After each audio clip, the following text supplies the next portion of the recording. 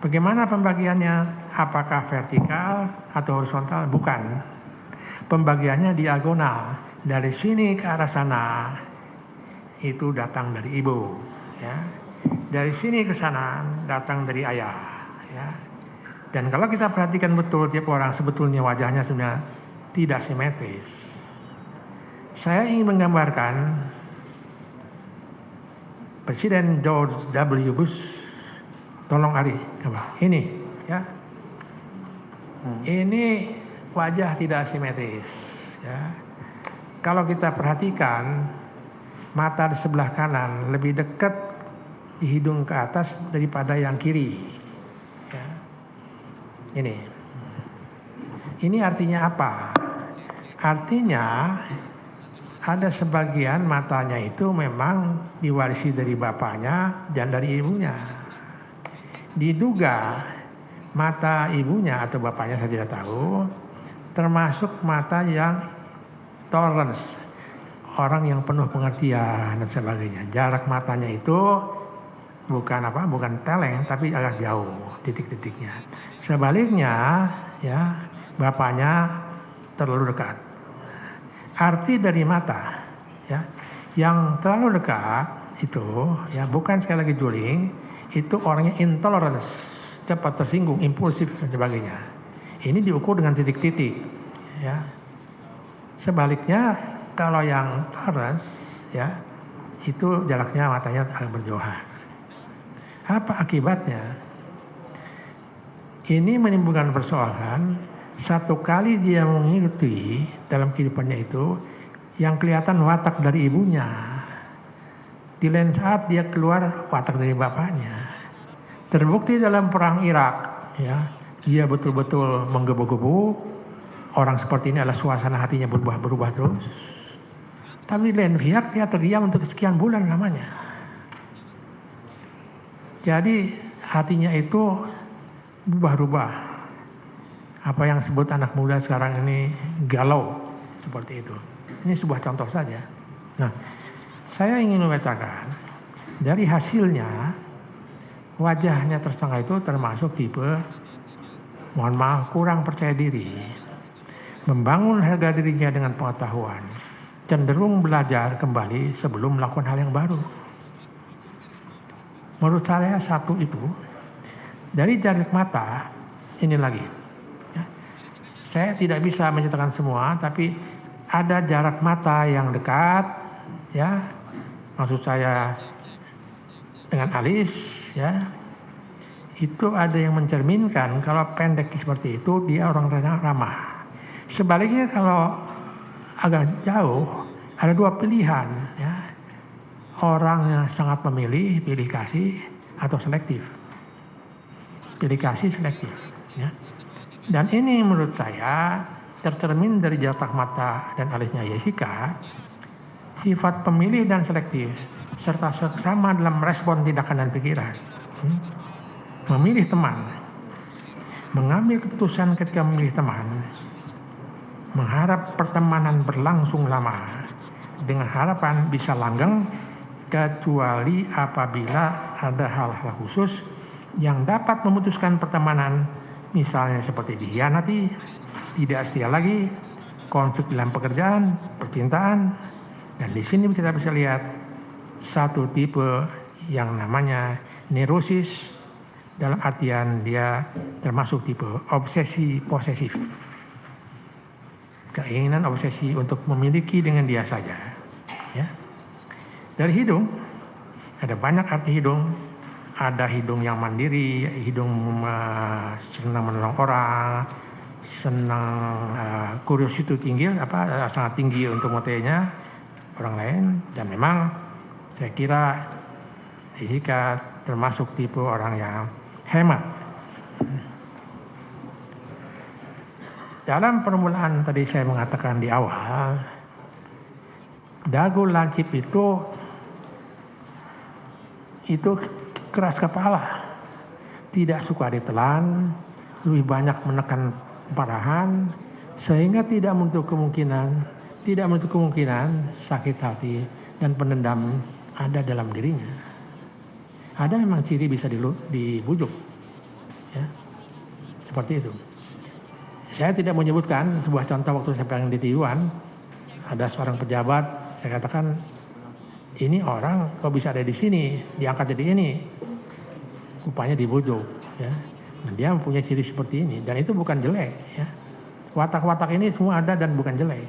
Tapi kalau gabungan watak itu pun digabungkan jadi satu, ada triggering faktornya, ada pencetusnya, itu yang bisa membuat kemudian terjadi hal-hal yang kurang disenangi. Beliau ini menurut saya teliti, cerewet tentang hal-hal paling rinci, cepat merespon dan sangat intens melibatkan emosi dan responsnya. Artinya apa? Melakukan observasi sebelum melakukan sesuatu, ya, dan sebagainya. Ini contoh-contoh di bawah ini, contoh-contoh hanya dugaan saja. Nah, saya sampai pada satu kesimpulan di awal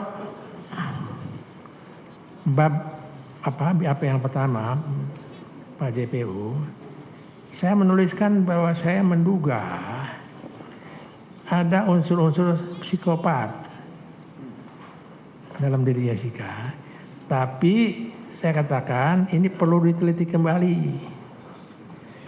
Karena ciri-ciri psikopat itu menurut Profesor Herr, guru saya, ada 22 ciri. Saya temukan dia cuma 4. Tidak ada artinya, tapi kalau dengan scoring dilakukan, bahkan dan teori modern, alat modern di Amerika dengan menggunakan scanning segala macam, memang betul itu bisa ketahuan seorang itu psikopat apa tidak. Ya. Dan saya meralat kembali dia bukan psikopat, akan tetapi, nah ini dia. Menurut saya, setelah saya melihat peristiwa itu semua, maka beliau ini memperoleh atau termasuk tipe-tipe yang disebut dengan gabungan dari narsistik, ya. Kemudian beliau ini termasuk emotionally unstable personality, mudah berubah-berubah, memiliki kebutuhan yang besar untuk dicintai, tetapi memiliki sedikit kemampuan untuk mempertahankan hubungan yang dibina, tidak suka dikritik, sensitif dan seterusnya. Ada ciri-ciri di dalam bukunya Navarro, tipe-tipe yang yang harus kita sikapi orang-orang adalah perasaan mudah berubah, memanfaatkan orang lain, meninggalkannya setelah orang tersebut tidak bisa dimanfaatkan lagi, memiliki kebutuhan yang besar untuk dicintai, ya, seperti anak kecil, tetapi memiliki sedikit kemampuan untuk mempertahankan hubungan yang dibina, tidak suka dikritik, sensitif, selalu mengingat pada yang menyakiti dirinya, selalu mengingat kesalahan orang lain, tidak pernah mengingat kebaikan orang lain terhadap dirinya, mengungkit luka lama, mengungkit perbuatan orang lain yang dulu pernah menyakiti dirinya. Dan ketika ingin Anda mengakhiri hubungan dengan dia tidak mau, dia ingin Anda tetap loyal pada dirinya. Dia ini siapa? Kemungkinan besar adalah Mirna CS, barangkali kawannya di Australia. Dugaan saya mungkin ada seorang familinya juga yang menjauh dan sebagainya. Ini yang saya lihat pertama kali dalam matanya, merasuni, ya, ditinggal kawan-kawannya. Sehingga di dalam bukunya David Gibbons, even if you manage the end of the relationship, ya, unstable personality still want you to remain loyal. Tetap tidak mau ditinggal. Nah, sifat-sifat seperti inilah yang menimbulkan kemudian Jessica merasa ditinggal dan sebagainya. Dan orang seperti itu dalam tipe unstable personality itu bisa melakukan kekerasan, baik menyakiti diri sendirinya atau keluar melakukan sesuatu hal yang merugikan orang lain. Itu kesimpulan saya. Terima kasih.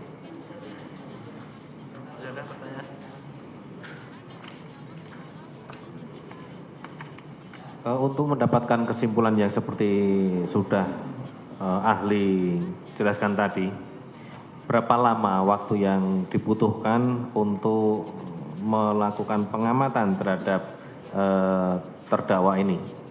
Ya, pertama saya melakukan pengamatan itu di Polda Metro 2 kali. 1 kali dengan dibantu oleh Ibu Antonia.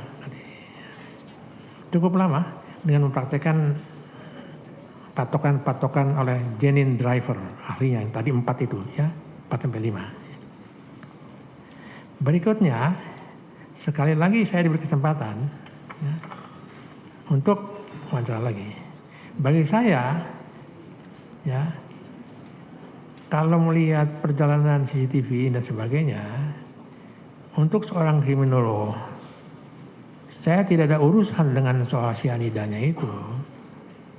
Tapi saya sangat terpengaruh oleh body language, fisionomi yang ditampilkan di rangkai-rangkai itu semua. Kesimpulan saya begitu, sehingga saya ulangi sekali lagi, saya ingin sekali mengatakan Jessica tidak termasuk psikopat. Ya.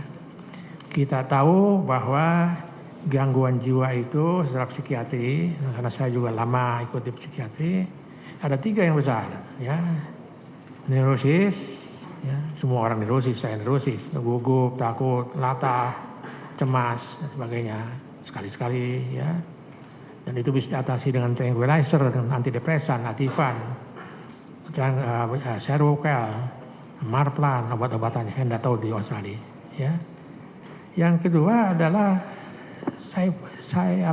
psikosis. Psikosis itu yang kena pasal 44. Tidak bisa dipidana orang yang menderita sakit gangguan. Psikopat ini di Amerika bisa dipidana.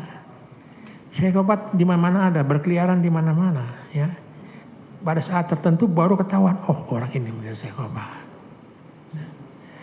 Sekedar tambahan dari saya bahwa kalau ditanyakan misalnya secara kriminologi, apakah dalam pembunuhan berencana itu perlu motif apa tidak? Dalam pandangan kriminologi ada 2, ya. Bisa ada, bisa tidak. Ya. Kenapa? Karena psikopat hampir rata-rata tidak punya motif. Ya. Pernah ditemukan satu kasus di mana seorang pria duduk di serambi rumah. Seorang wanita lewat cantik, tiba-tiba si pria itu masuk ke dalam ruangan kamarnya. Ya. Ahli, apakah untuk melakukan pengamatan sebanyak 2 kali itu sudah cukup? Untuk saya cukup. Ya, 2 kali pengamatan tadi ahli menjelaskan. Ya, termasuk dengan pengamatan CCTV. Ya. Tapi saya tidak fokus kepada cyanidanya. Oke. Jadi cukup ya untuk selama dua kali pengamatan itu menyimpulkan terhadap Bapak Jessica. Mungkin cukup dari saya, ada rekan saya silakan.